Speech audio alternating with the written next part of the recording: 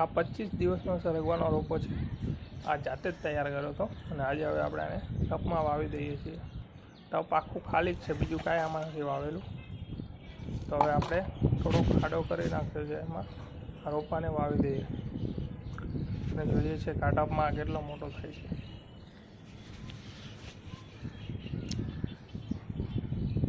તો હવે કાલથી આપણે આને એક દિવસ ગણશું કે આમાં વાવ્યા પછી કેટલો ફેર પડે છે. અત્યારે તો આ 25 દિવસનો છે ઓલરેડી અને હવે આપણે આને ટપમાં વાવી દીધો. માટી બહુ દબાવતો નથી, જેથી એના મૂળ છે ને જલ્દી ફૂટે અને જલ્દીથી વધે સરગવો.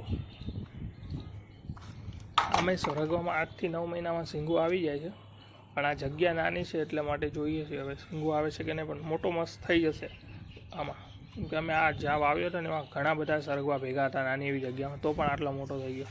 તો આ તો એકલો વાવ્યો છે.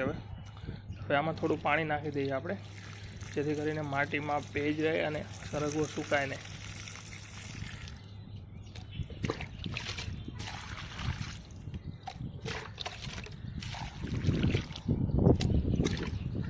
તો આપણે સરગવો વાવી દીધો.